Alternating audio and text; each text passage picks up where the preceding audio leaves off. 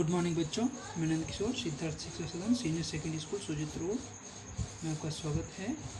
और आज हम पढ़ने जा रहे हैं विषय सामाजिक, जिसमें अर्थशास्त्र। तो प्यारे बच्चों, आपको ध्यान रखना है कि हमने 2 कॉपियाँ बनाई हैं, जिसमें एक तो सामाजिक फर्स्ट और एक भूगोल, ठीक है ना, पिन पेज के इधर। और दूसरी कॉपी बनाई लोकतांत्रिक, और पिन पेज की इस तरफ बन जाएगी अर्थशास्त्र, है ना, जिसमें चैप्टर फर्स्ट विकास का पार्ट फर्स्ट पढ़ने जा रहे हैं। प्यारे बच्चों, विकास और विकास अथवा प्रगति, विकास को अपन क्या कह सकते हैं, प्रगति भी कह सकते हैं, प्रोग्रेस, है ना, प्रगति भी कह सकते हैं, जिसमें विकास एक प्रक्रिया है जिसमें प्रति व्यक्ति क्या कहा, प्रति व्यक्ति आय में, आय यानी कमाई या काम किया हुआ जो पैसा मिलता है, आय में वृद्धि होने के साथ साथ निर्धनता, असमानता, अशिक्षा एवं बीमारी में कमी भी हो, अर्थात आर्थिक स्तर में सुधार हो। क्या कहा कि प्रति व्यक्ति आय में वृद्धि होने के साथ साथ निर्धनता, गरीबी, असमानता और अशिक्षा व बीमारी में कमी भी हो, अर्थात आर्थिक स्तर में सुधार हो एवं उनका जीवन स्तर क्या हो, ऊंचा हो। अब विकास का शाब्दिक अर्थ होता है प्रगति। इसमें क्या होता है, वस्तु का बढ़ना, पहले से विकसित होना और मजबूत होना। अब देखिए, अब इसमें क्या होता है कि किसी भी स्तर पर जो है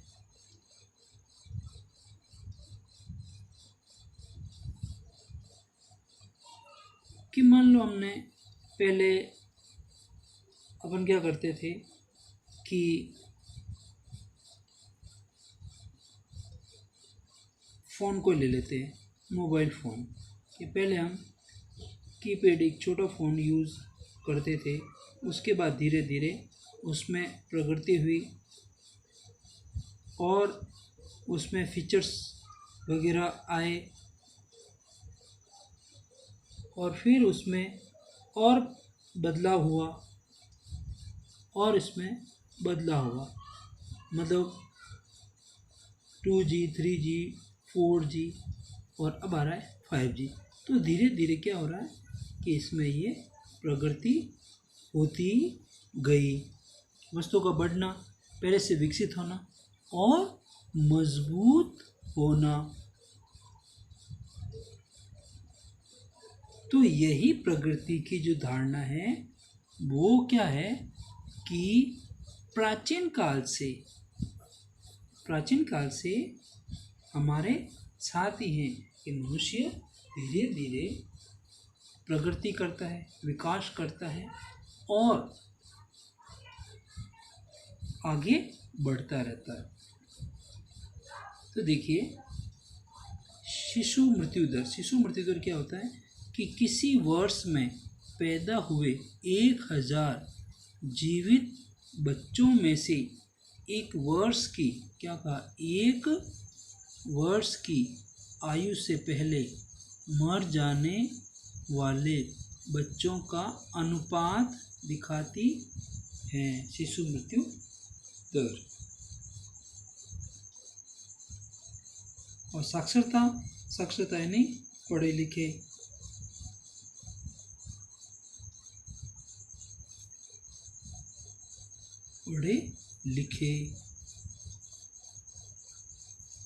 लोग, इसमें क्या होता है कि 7 वर्ष और उससे अधिक आयु के लोगों में साक्षर जनसंख्या का अनुपात, ठीक है ना, साक्षर लोगों का अनुपात। अब देखिए निवल उपस्थिति अनुपात या उपस्थिति दर, इसमें क्या होता है 14 वर्ष और 24 वर्ष की आयु के स्कूल जाने वाले, क्या कहा, स्कूल जाने वाले कुल बच्चों का उस आयु वर्ग के कुल बच्चों के साथ उपस्थिति दर कितनी है।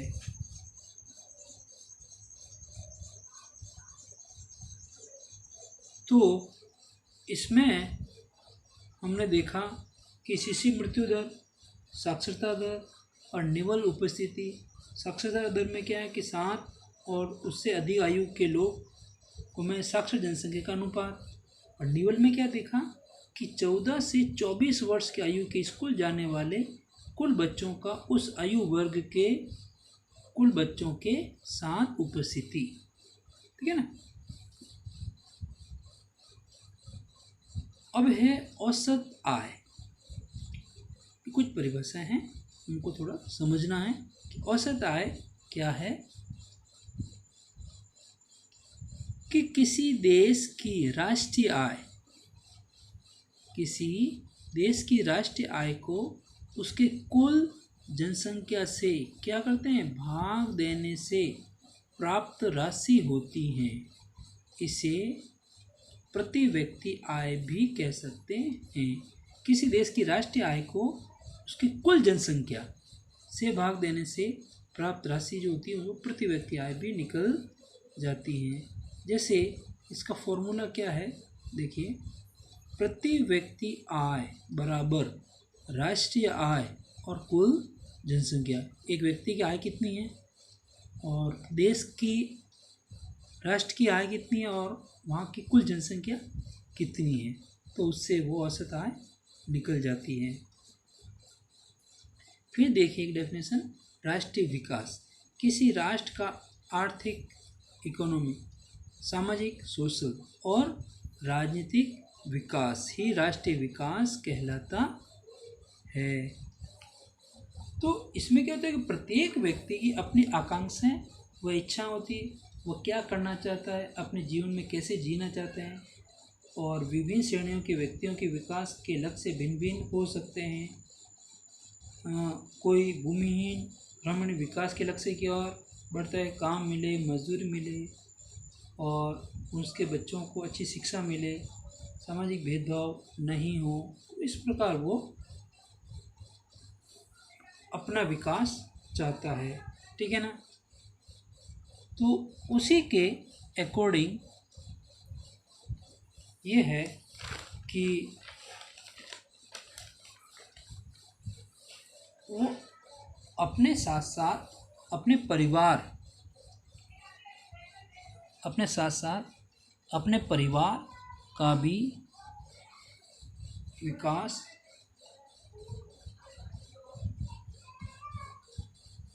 चाहता है ना। अब देखिए कि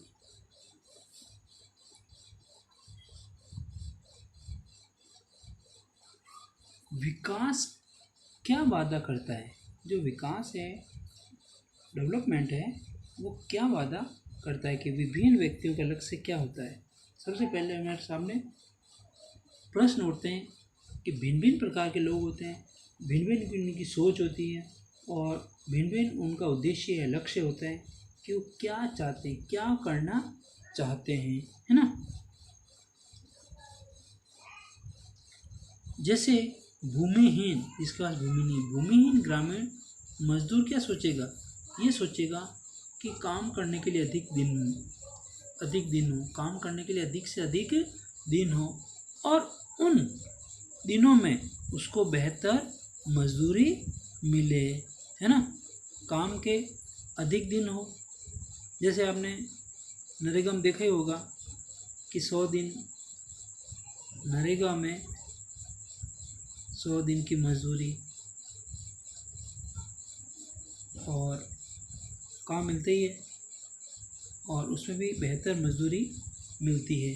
उसी प्रकार वो ये चाहता है कि स्थानीय स्कूल उनके बच्चों को उत्तम मिले, कि उनके जो बच्चे हैं वो आसपास ही पढ़े और स्कूल भी अच्छी मिल जाए, और कोई भी सामाजिक भेदभाव उसके साथ नहीं है कि ये गरीब है या पिछड़ा हुआ है, भूमिहीन है, या फिर एजुकेशन में, स्वास्थ्य में उसके साथ कोई इस प्रकार का सोशल अनटच वाली भावना न रखे। जबकि एक समृद्ध किसान क्या चाहते हैं, उपज के लिए ज़्यादा से ज़्यादा समर्थन मूल्य मिले।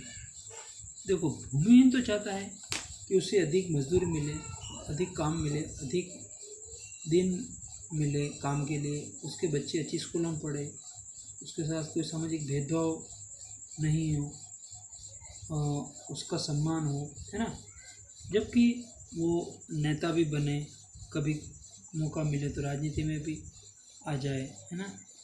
जबकि एक समृद्ध किसान क्या चाहता है, उपज के लिए ज़्यादा समर्थन मूल्य मिले, उसको ज़्यादा समर्थन मूल्य मिले, मेहनत और सस्ते मजदूरों द्वारा उच्च पारिवारिक आय सुनिश्चित की जाए, कि उनको जो मजदूर है वो मेहनती मिले, सस्ते मिले, और जिससे उसकी पारिवारिक आय भी बढ़ जाए। समृद्ध किसान ये चाहता है। और उसी प्रकार एक उद्योगपति क्या चाहता है कि एक उद्योगपति ये चाहता है कि बिजली पाने के लिए ज़्यादा बांध बने, और ज़्यादा बांध अगर बने तो आसपास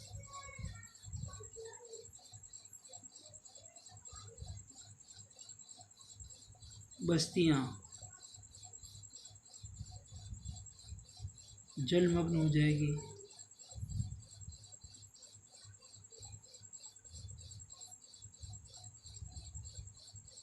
छोटे किसान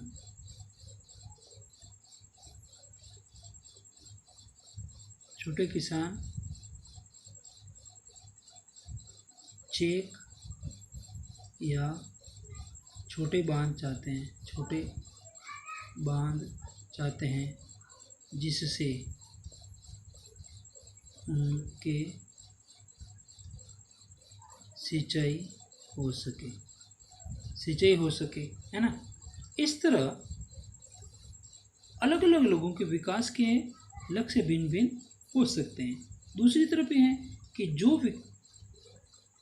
जो विकास है वो दूसरे के लिए विकास न हो, ठीक है, यहाँ तक कि वो विनाशकारी भी हो सकता है। जैसे कई बार ये होता है कि बांध अगर फूट जाए या बारिश ज़्यादा हो जाए तो उनके खेतों में भी पानी भर जाएगा, उनकी फसलें भी खराब हो जाएगी।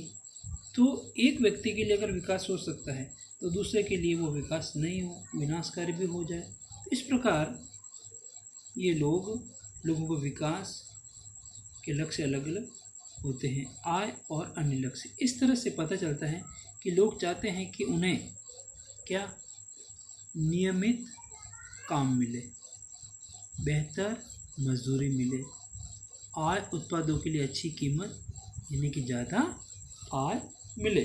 अब लोगों के विकास के लक्ष्यों की भिन्नता के कारण एक के लिए विकास दूसरे के लिए विकास न हो, विनाशकारी भी हो।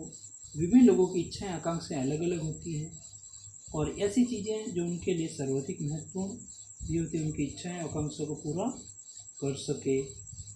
और इन इच्छाओं और आकांक्षाओं के पूर्ति के लिए विकास के लक्ष्य भी, और लक्ष्य दो प्रकार के हो सकते हैं, आर्थिक लक्ष्य और गैर आर्थिक लक्ष्य भी हो सकते हैं। तो आय के लिए भी अन्य लक्ष्य भी हो सकते हैं, जिसमें आपने देखा कि नियमित काम, बेहतर मजदूरी, आय उत्पादों के लिए अच्छी कीमत, इस प्रकार होती हैं। तो अब देखिए,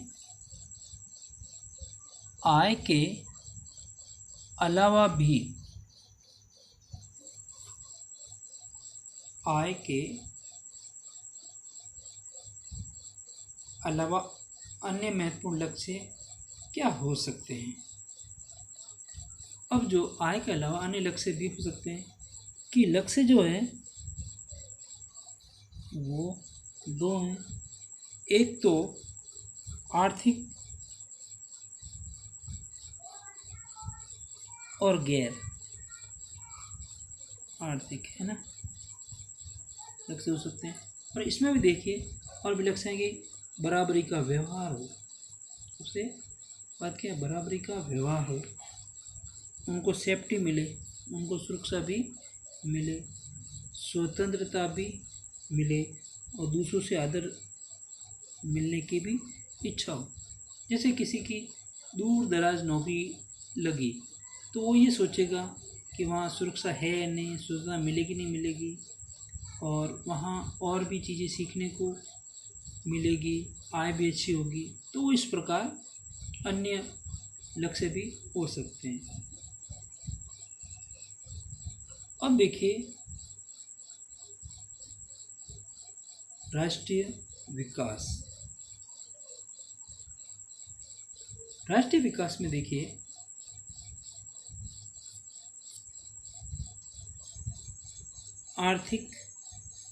राष्ट्रीय विकास के आर्थिक, सामाजिक और राजनीतिक विकास है। लोग विकास के लिए मिलेजुले लक्ष्य को देखते हैं और बेहतर आय के साथ साथ जीवन में अन्य महत्वपूर्ण चीज़ों के बारे में भी सोचते हैं। ठीक है ना। विश्व के विभिन्न देशों की तुलना करने का प्रमुख आधार उनकी आय होती है। तो देखिए केवल उन्हीं कार्यक्रमों और नीतियों को लागू किया जाता है जिससे अधिकतम लोगों को लाभ हो। सरकार क्या चाहती है, राष्ट्रीय विकास कैसे हो कि कार्यक्रम और नीतियाँ वही लागू हो जिससे कि अधिक से अधिक लोगों को लाभ मिले। जैसे आप देख रहे हैं एक कोरोना काल में देखा कि वैक्सीन के लिए वैक्सीन सभी को लगनी चाहिए, है ना, वैक्सीन सभी को लगे, बड़े बूढ़े बच्चों सभी को लगे और लग भी रही है। और अब बच्चों के भी लगेगी जिससे कि वो उनमें बीमारी से लड़ने की क्षमता हो। तो इन कार्यक्रमों से क्या है कि अधिक से अधिक लोगों को लाभ मिल रहा है ना। और इसमें सरकार ये निर्णय लेती है कि विकास का कौन सा मार्ग न्याय संगत व सही है, क्योंकि विपक्ष जो है विपक्ष को भी ध्यान में रखा जाता है, क्योंकि सरकार निर्णय लेती है वो तो पक्ष वाला निर्णय, और उसके बाद विपक्ष उस पर क्या मुद्दा उठाएगा, उसमें क्या कमी निकाले, उसको भी ध्यान में रखते हुए एक न्याय संगत व सही निर्णय लेती हैं। ठीक है ना। राष्ट्रीय विकास के लिए हमें भी सोचना होगा कि विकास का अन्य कोई बेहतर तरीका भी होना चाहिए। तो अब देखिए विभिन्न देशों या राज्य की तुलना कैसे की जाए। अब देखिए विभिन्न देशों की तुलना ज़्यादा से ज़्यादा आय से की जाती है। आय से किससे, ज़्यादा से ज़्यादा उनकी आय क्या होती है, आय ही आधार होता है उनका। जैसे एक उदाहरण को समझते हैं, माना कि एक वर्ग में बहुत सारे बच्चे बैठे हैं और अगर हम तुलना करें तो उसकी बुद्धि कैसी है, ऊंचाई किस प्रकार है, और स्वास्थ्य के विषय में भी अलग अलग नियम हो सकते हैं। कोई किसी की मानसिक बुद्धि कम हो और शारीरिक बुद्धि अच्छी हो, कोई इंटेलिजेंट हो, कोई कमज़ोर हो, कोई मंद हो, किसी की ऊंचाई कोई बड़ा है कोई छोटा है, और स्वास्थ्य में कोई कमज़ोर है कोई हेल्दी है, इस प्रकार भी कर सकते हैं। लेकिन यदि ये हमारी मानसिकता पर निर्भर है कि बच्चों का चयन कैसे करें। बाय द वे अगर किसी क्विज़ में, प्रश्नोत्तरी में, किसी क्विज़ में या प्रश्नोत्तरी में हमें चुनना है तो उसके लिए क्या होगा, जानकारी यानी जनरल नॉलेज उनका कैसा है। तो जानकारी के आधार पर अलग अलग करेंगे उनका जनरल नॉलेज कैसा है। तो उसी क्विज़ प्रतियोगिता के अकॉर्डिंग उनको हम अलग अलग कर सकते हैं। इसमें जो ऊंचाई ज़्यादा है या कम है ये मायने नहीं रखती है, ठीक है ना। मुझे इसमें मायने नहीं रखती, इसमें नॉलेज मायने रखता है, ठीक है। इसी तरह देश में भी दूसरे देश की तुलना की जा सकती है कि किसकी कितनी आय है, ठीक है। तो इसमें भी राष्ट्रीय विकास का एक महत्वपूर्ण मापदंड है कि जिन देश की राष्ट्रीय आय अधिक होगी उन्हें कम आय वाले देशों से अधिक विकसित समझा जाता है ना। तो विकसित और विकासशील में आपको पता ही है कि विकसित तो ऑल ओवर वहाँ सुविधाएं होती है, वो हर तरफ से ध्यान देते हैं, और जो सबसे बड़ा मुद्दा है जनसंख्या का वो भी वो कंट्रोलिंग होता है, और आय के स्रोत वहाँ ज़्यादा से ज़्यादा होते हैं, लोगों को काम मिलता है, तो उनको विकसित समझा जाता है। और जहाँ आय के स्रोत कम होते हैं उन देशों को विकासशील के द्वारा तुलना कर सकते हैं। तो प्यारे बच्चों, आपको ढंग से सुनना है, समझना है, और जो प्रश्न है उनको ढंग से आंसर देना है, डेट लगानी है, और राइटिंग अच्छी लिखनी है, और स्केल से लाइन खींचनी है। सबसे बड़ी बात ये, कई बच्चों को मैं कह चुका हूँ फिर भी वो हाथ से ही ऐसे ही लाइन खींच देते हैं। Thank you.